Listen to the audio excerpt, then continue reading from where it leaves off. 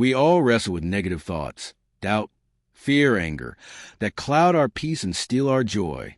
Yet over 2,000 years ago, Marcus Aurelius, a Roman emperor and Stoic philosopher, faced the same battles. His timeless wisdom offers a clear path to overcome negativity and live a purposeful, positive life. How to overcome negative thoughts and live a positive life. Lessons from Marcus Aurelius. Negative thoughts are part of the human condition. Whether rooted in anxiety, fear, regret, or self-doubt, these mental patterns often cloud judgment, obscure inner peace, and erode well-being. Yet, over 2,000 years ago, Roman emperor and Stoic philosopher Marcus Aurelius grappled with the same challenges.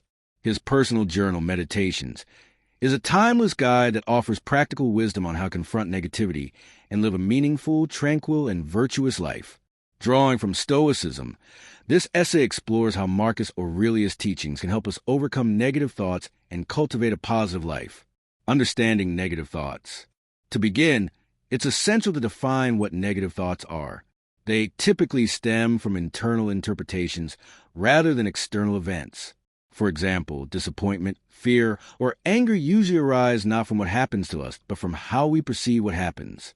Marcus Aurelius understood this clearly. In Meditations, he writes, "You have power over your mind, not outside events. Realize this, and you'll find strength." This simple but profound insight shifts the entire responsibility for our mental well-being from the external world to the internal. According to Aurelius, events are neutral. It is our judgment that gives them meaning, either positive or negative. The Stoic view of the mind. Central to Stoic philosophy is the belief that the mind is sovereign. Stoics distinguish between what is within our control, our thoughts, actions, and choices, and what is not, other people's opinions, natural events, or the past. Marcus Aurelius constantly reminds himself of this distinction. If you are distressed by anything external, the pain is not due to the thing itself, but to your estimate of it, and this you have the power to revoke at any moment. This is not just a passive acceptance of fate, but an active reframing of reality. It means choosing reason over impulse, virtue over reaction. By accepting what we cannot change and focusing on what we can, our thoughts and behavior, we gradually disarm the power of negativity. Step 1. Observe your thoughts without judgment. Aurelius often practiced a form of introspection. He observed his thoughts without becoming attached to them, much like modern cognitive behavioral therapy, CBT, which owes a great deal to Stoicism. He wrote, "Don't let your imagination be crushed by life as a whole.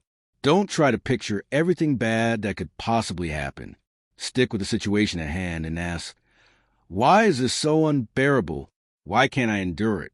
The first step in overcoming negative thinking is becoming aware of the thoughts as they arise.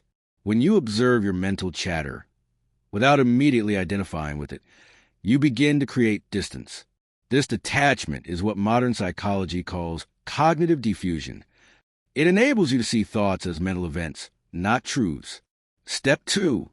Practice the discipline of assent. One of the key Stoic practices is the discipline of assent. This means not automatically agreeing with every thought that enters your mind. Marcus Aurelius understood that we have a choice to accept or reject the thoughts we entertain. The things you think about determine the quality of your mind. Your soul takes on the color of your thoughts. In today's world, we are bombarded with information and stimuli that can cloud our judgment and intensify anxiety or pessimism. Stoicism trains us to filter thoughts through reason. When a negative thought arises, "I'm not good enough, things will never get better," or "they must think poorly of me," you can pause and ask, is this true? Is this helpful? Does this align with my values? By consciously assenting only to rational, constructive thoughts, we take back control over our inner world. Step 3. Focus on virtue, not outcome. Aurelius was a powerful man, yet he constantly reminded himself that virtue, living with wisdom, justice, courage, and temperance, was the only true good. Everything else, wealth, status, comfort, was indifferent, just that you do the right thing. The rest doesn't matter. This is a radical but liberating idea. When we stop attaching our happiness to outcomes beyond our control, we reduce the emotional turmoil that arises from disappointment, envy, or fear of failure. Instead of seeking approval, success, or perfect conditions, Stoicism invites us to focus on who we are becoming. Are we becoming wiser, kinder, braver? If so, then we are succeeding, regardless of circumstances. Step 4. Contemplate mortality and impermanence. Marcus Aurelius frequently meditated on the impermanence of life. Far from being morbid, this practice, known as memento mori, helped him remain present and appreciative. You could leave life right now. Let that determine what you do and say and think. Remembering death sharpens our sense of priority.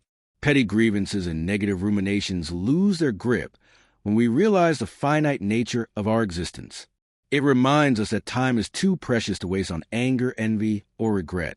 Every moment spent in negativity is a moment we cannot recover.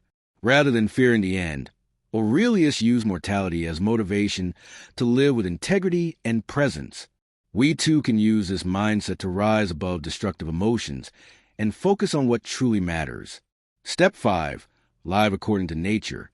For the Stoics, to live a good life is to live in accordance with nature, not in the sense of hiking or being outdoors, but by aligning ourselves with rationality, social harmony, and universal order. What is not good for the hive is not good for the bee. This quote reminds us that we are part of a larger whole. When we focus excessively on our own problems, we isolate ourselves and increase our suffering. Instead, Stoicism encourages a shift from self-centeredness to a sense of connectedness with others and the world. Practicing kindness, patience, and empathy is not just moral but therapeutic. Helping others often lifts us out of our own negativity. Step 6. Practice daily reflection. Aurelius used meditations as a journal, writing down his thoughts, struggles, and insights each day.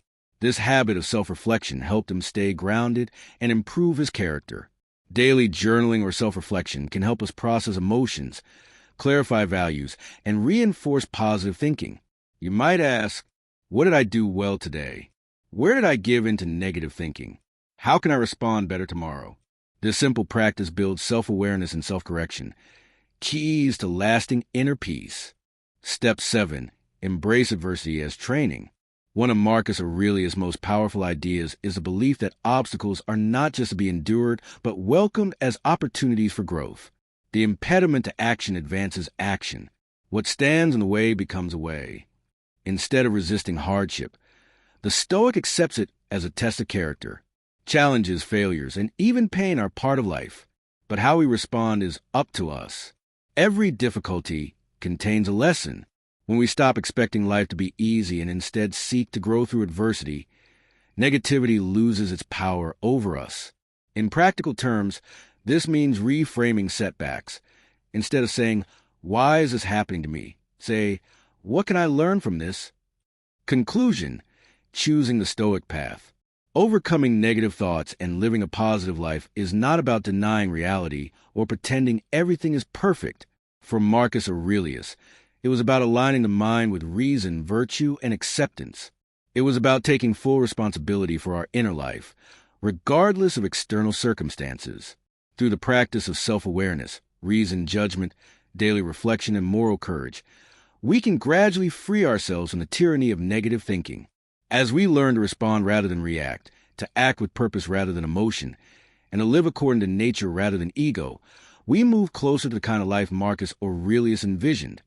One of clarity, peace, and quiet strength. As he reminds us, waste no more time arguing what a good man should be. Be one. And perhaps that is the ultimate way to overcome negativity, not by changing the world, but by transforming ourselves.